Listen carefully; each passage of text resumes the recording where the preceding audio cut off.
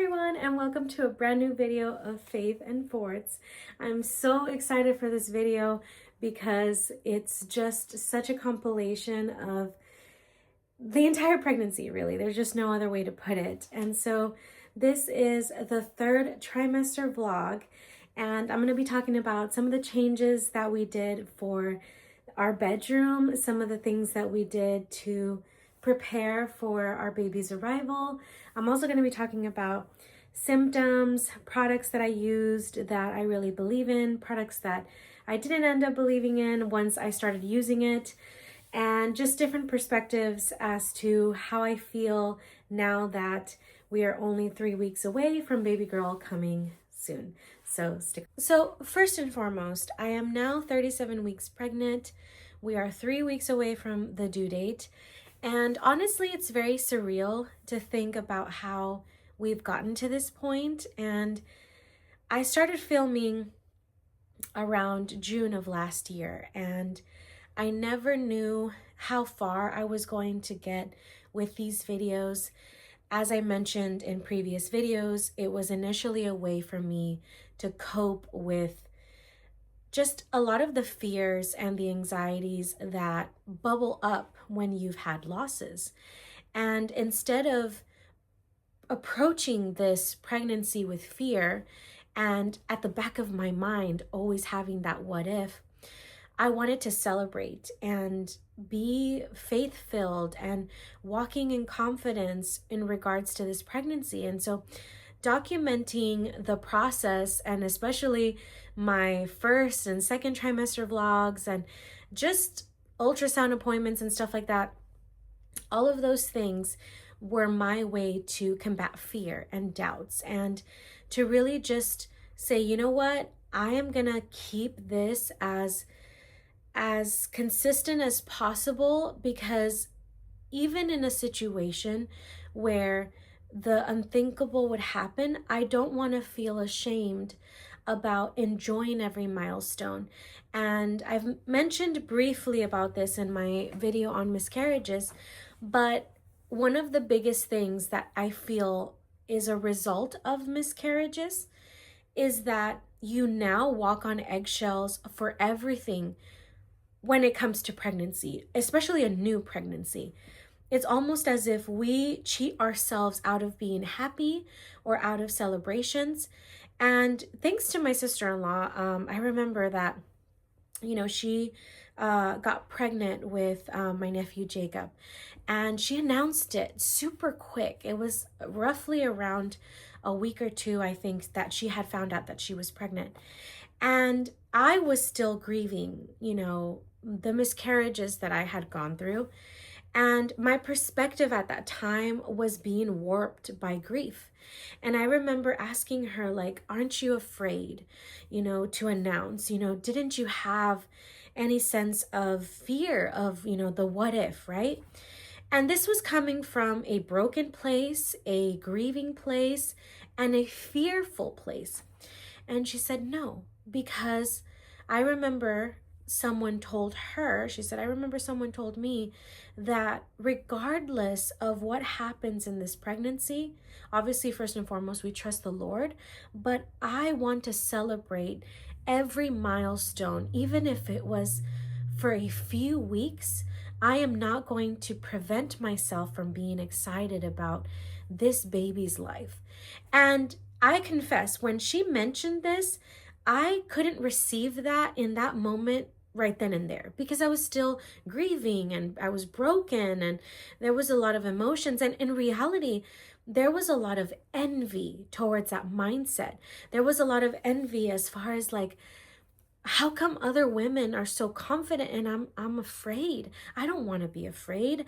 I of course want to celebrate, but I know what it feels like to have to share with people when something doesn't work out, right? Now, 9 months later, and reflecting on how I've handled this pregnancy, I go back to those words and I go back to that advice that she gave. And I'm so glad that she gave it, because it's so true. I knew that throughout this whole pregnancy, there was always a possibility that something negative could happen, because that's just life. But to walk in such a way where fear and doubt and insecurity is taking the center stage, I didn't want to give it that glory. And so I took charge by recording and by documenting, by being excited, by making this pregnancy as exciting as possible, because I wanted to take fear's power back. I wanted to take doubt's power back. And instead, I wanted to give glory to God through faith and through joy. And so here now in this third trimester, 3 weeks away, I can't explain the surreal emotion that I'm experiencing. To see her crib, her clothes, her everything is just something that I'm like, how did we get here? How did we get here? I'm so thankful for my support system. I'm so thankful for the people that God has placed in my life. And I'm thankful for you, the viewers that have supported me. Currently, I am 9 months pregnant and my YouTube channel has barely launched. And I have scheduled all of my videos accordingly. And so this video is going to come out, maybe sometime in April or May of 2026. But either way, I am very thankful for those that have stuck around, that have been watching, that have been rejoicing with me. And I just wanted to say that. I wanted to say how thankful I am for everyone that has been supportive during this time, that has been excited with us, that has rejoiced with us.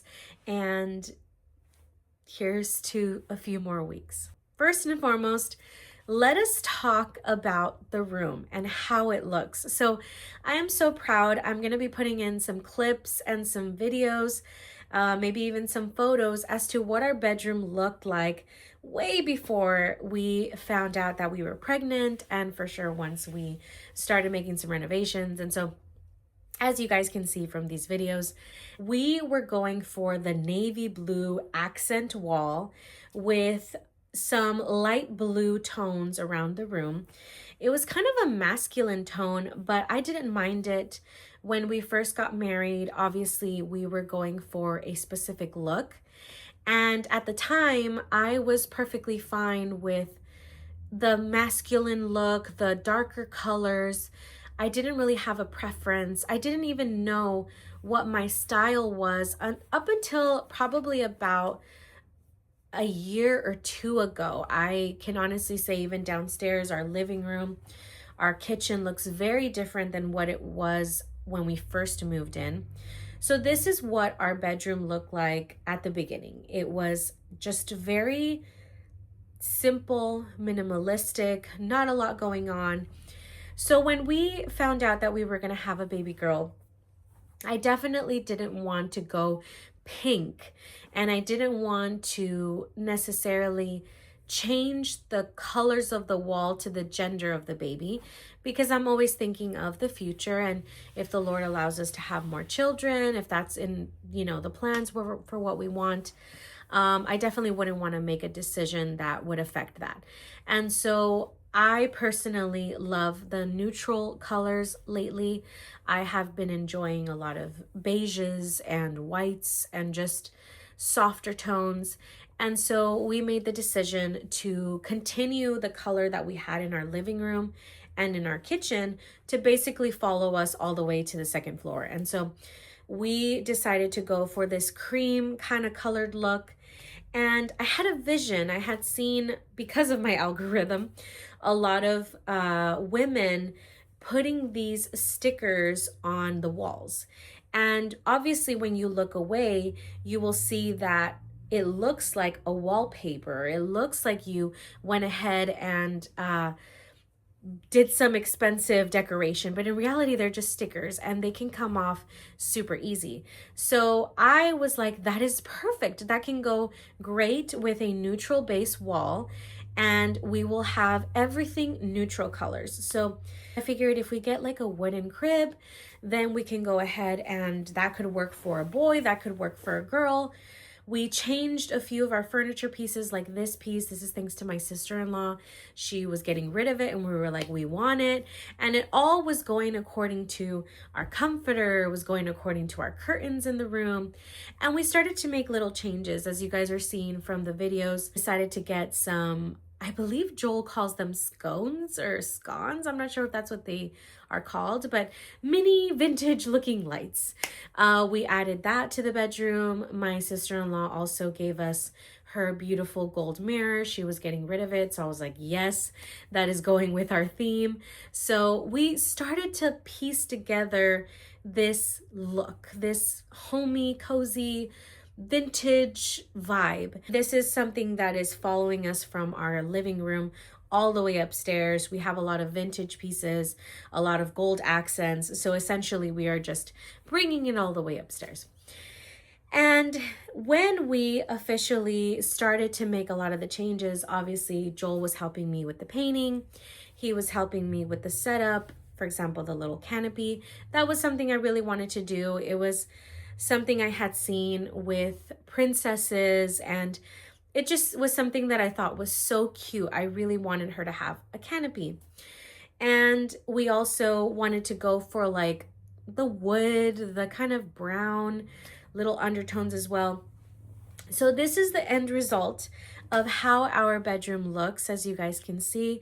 I'm personally very proud of it, obviously. I think that it's very cheerful. And in comparison to the blues, and especially the dark accent wall, it was so interesting how once we changed everything to the beige color, it was like, oh my God, this room looks huge and happy. And it's just so interesting how colors can do that to a room. And now when I come in, I just feel like there's this hotel style kind of vibe, especially with our curtains. I just love being in our bedroom, and it just made it feel like this is going to be a great place for us to be here for the first, 3 weeks that we're not really going to be going out, or 4 weeks. I wanted the room to feel inviting and comforting, and I think we achieved that. I would like to talk a little bit about the symptoms that I started experiencing in this third trimester. As you guys have watched my second trimester, I explained how I experienced a little bit of body image issues because I was learning to embrace my new body and learning to not look at it from a vain perspective, but learning to embrace what was happening to my body and learning to be grateful, even if a lot of outfits look different on me, even if my belly didn't look like the standard round belly that you see in a lot of women. I think that I learned every woman's body is different, and you're not going to look like the next woman next to you. Not even, if you're related to someone, your sisters, your mom, you're not going to look exactly like they did. And so everybody's experience, especially with their body changing, is different. And for the third trimester, I can honestly say I embraced my belly. I'm going to put a few photos that I felt very beautiful in. And after coming out of a trimester where there were a lot of times where I would look in the mirror and I didn't like what I saw, and it was the first time that I had ever felt like that in my life, it was so wonderful to finally get to a place where not only did I embrace how I looked, but I genuinely felt beautiful again. I felt the phrase that everybody uses when you get pregnant of you're glowing. I felt like I was glowing. I also felt that my belly rounded a little bit more, and that made me feel a little bit more comfortable in my new skin in a way. I wore a lot of dresses where it accented my belly, and I stopped worrying about looking fat, and I started to just be like, you know what? This is how I look and I love it. And the more that I worked with that, and as I had mentioned in my second trimester vlog, I changed my closet. I went ahead and I pinpointed specific outfits that would accentuate my belly, that would make me feel confident. And I realized that bodycon was just not for me.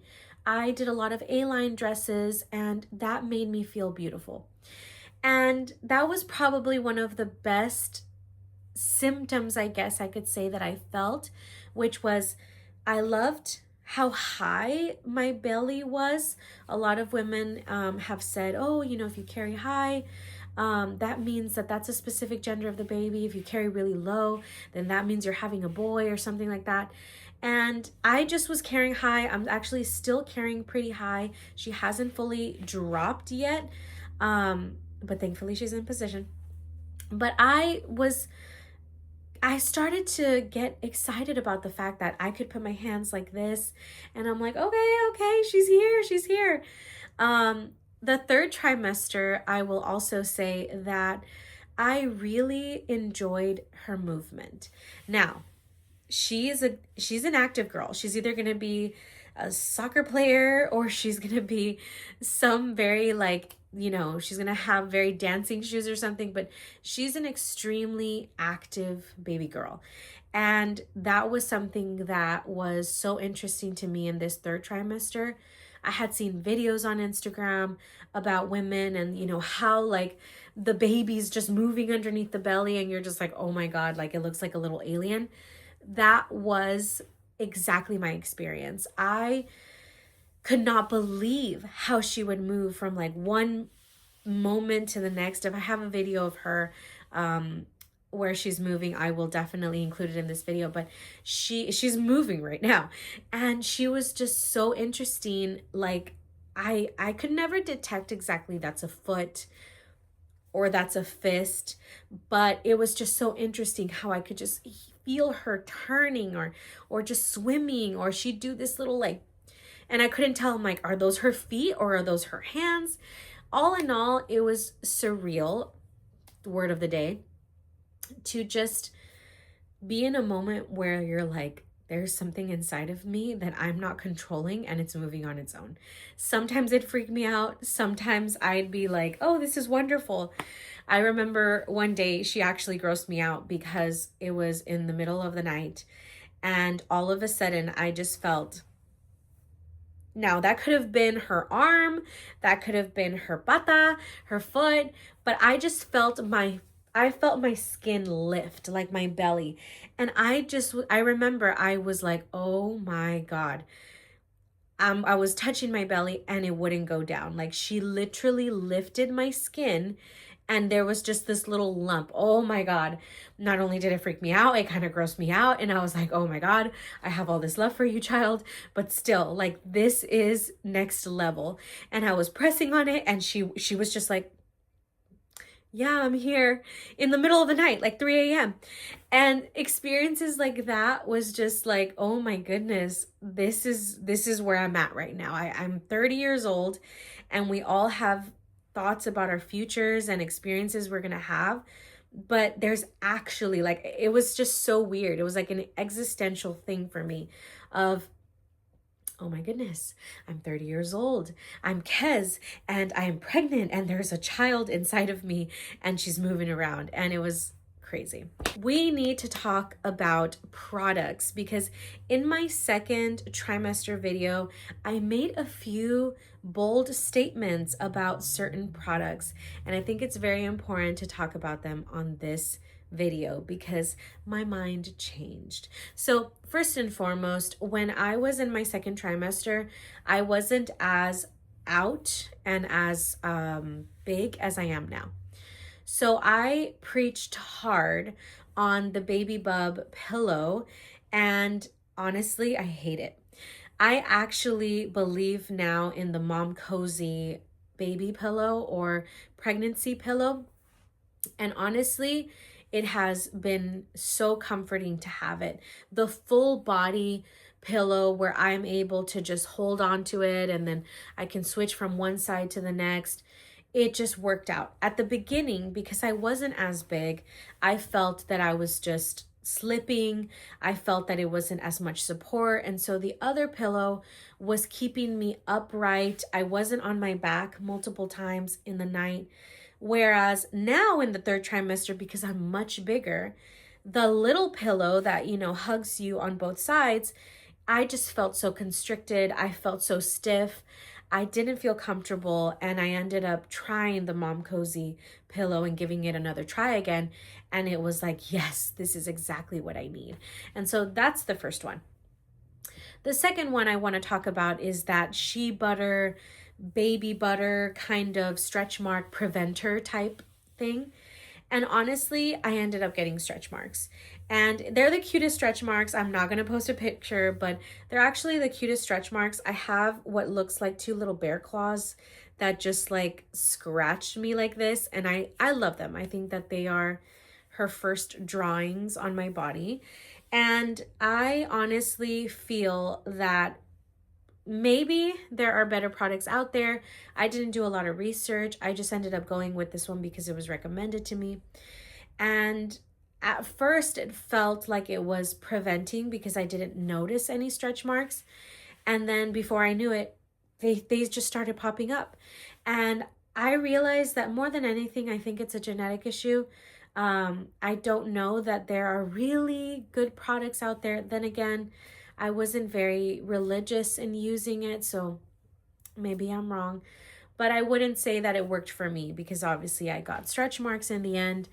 But again, this trimester, I learned to embrace a lot of changes, and so I actually am very proud of those stretch marks. Another pregnancy item that I really believe in that I just have to talk about, because in reality, throughout this pregnancy, I didn't have maternity clothes. I had overalls that were given to me by my best friend, and I wear those all the time. But honestly, I ended up just ordering some Amazon maternity leggings, and they did wonders for me. I felt so mobile, so active with them. I did a lot of my walks with them, my cleaning, my chores, my everything. And it also kept me tight. And some women like that feeling, some women don't. I personally like that feeling. I didn't just like feeling like my belly was just hanging out, because when I would wear just dresses, for example, without any kind of band or something, I felt that my back would hurt much more.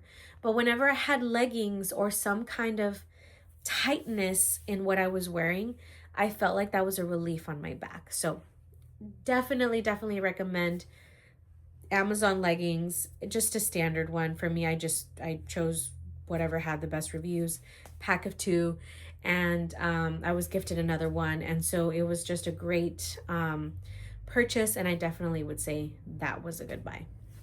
Finally, I have 2 other shout outs. I want to mention the app called Flow. None of what I'm mentioning is sponsored. I just want to share what I used. Flow was what was helping me keep track of my pregnancy milestones. It's also the same app that I use to keep track of my period. And so it was just natural to transition from regular period tracking to now you're pregnant and now you're tracking your weeks. So that was really nice. They were very informational about, your baby is the size of this now.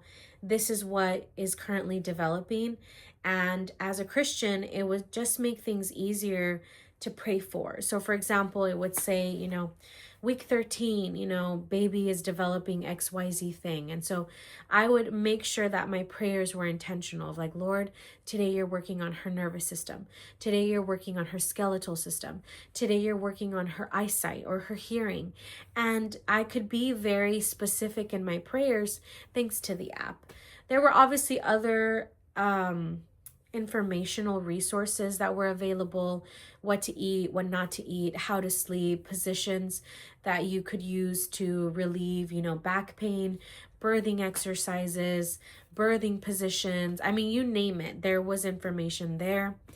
And I didn't really delve into that a lot because, we are, going to birthing classes, and naturally I was doing a lot of research as it is. But for women who just want everything in one place, I would highly recommend the Flow Tracker app. Finally, I want to talk about the Welcoming You pregnancy journal. So it's so interesting. When I first got my pregnancy journal, the reason why I got it was because I'm very type A. I am a very organized person. And when I was getting married, my sister-in-law got me a wedding planner, binder planner, so on. I loved it. I used it religiously. I had everything you could think of that was pertaining to the wedding on that wedding planner. I still have it. I will never throw it away. It was just like, aside from my Bible, like my wedding Bible, and it just contained everything. So logically speaking, I thought, okay, well, that really helped me organize myself. I'm going to go ahead and get a pregnancy journal. I'm going to keep track of my symptoms. I'm going to keep track of how I feel and, ultrasound photos and so on. So I didn't really use this product. I mean, I did try to keep track because it will have you keep track of the week that you're in. So for example, you can keep track of your belly measurement. You can keep track of your current weight. You can keep track of taking your prenatal vitamins, your cravings, your aversions, your moods, your notes, your milestones, your appointments. You can journal as far as how you're feeling. There's just so much that you can use. I mean, it even had medical information that you could keep track of and questions that you could ask your OBGYN. And there were times that I did write and I did journal and I did a lot. But what ended up happening was that this YouTube channel, or documenting a lot of my experiences, became my journal. And so by the time that I would remember about my journal, I was already 3-4 weeks ahead. I had missed so many milestones, and a lot of the times I would just forget to put it on the journal. So even though I'm extremely type A and I thrive on this, Google Docs was honestly it for me. I was doing all my checklists there. I was doing everything just through Google Docs. I did a whole itinerary of things that I will definitely show a screenshot, an itinerary of how I am prepping for baby girl to come. And I have to do this by November, this by December, this by January.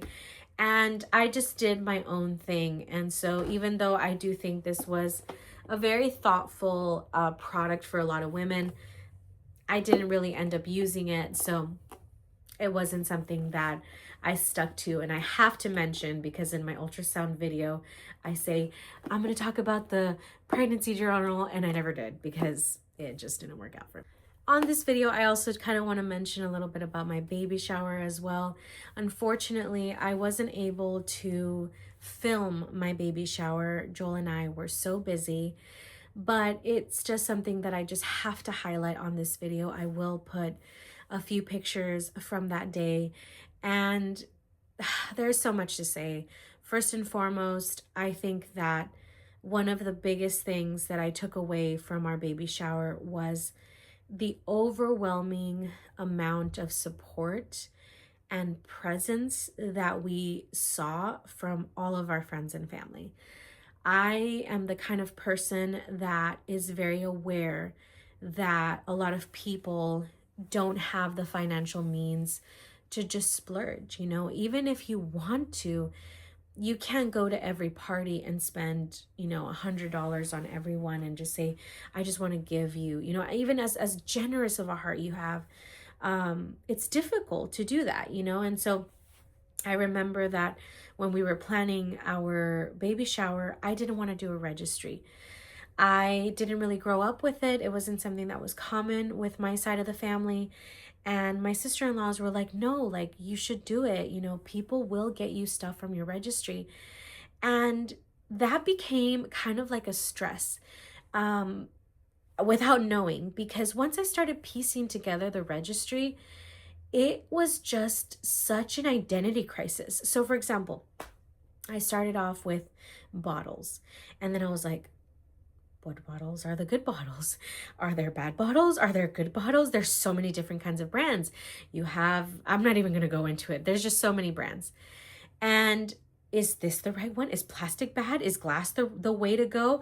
I mean, there was just so many options, from baby bottles to breast pumps to strollers to car seats to the type of material you're using on the baby for anything, for spoons, for plates, for sippy cups.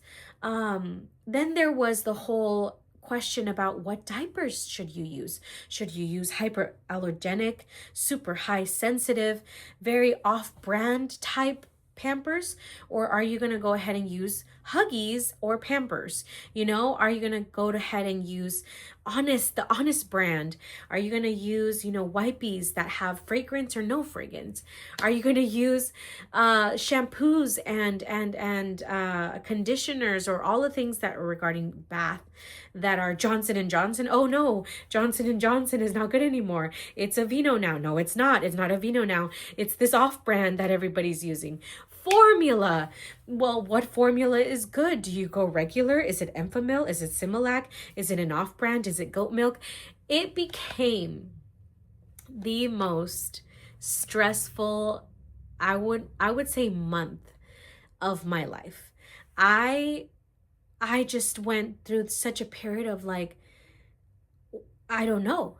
What's the right answer? Obviously, I then started to talk to like, okay, my sisters, what do you guys use? My closest friends, what do you use? And my sister-in-laws, what do you guys use? And naturally, even if there's just 6 women in your little circle, none of them are going to be the same. They're all going to be different. And I had to learn to gain a confidence in myself, in what is true to me, and learn you're not going to look like the mother next to you. You guys might have similarities, but ultimately, it's okay if you don't get what your sister got, or it's okay if you don't get what your sister-in-law got, because you need to pave your own way as your own person, as a mother, and be confident in that and not be ashamed of that. And so I started piecing together my registry. And full disclosure, I used ChatGPT to help me a lot. I remember one of the things that I said, okay, I'm not a crunchy mom, but I'm also not trying to buy my kid Dollar Tree stuff. So can you get me a curated, minimalistic, all I need is just the basics for a baby, and this be the kind of mom that I am? Can you curate a registry for me and give me options on brands and price differences and so on?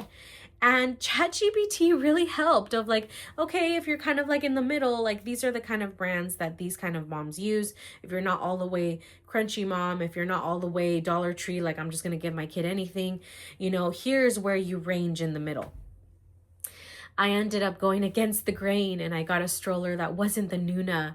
And I had heard so much about the Nuna and how safe it is. And I would say 90% of the women in our church have a Nuna, but it's also extremely expensive.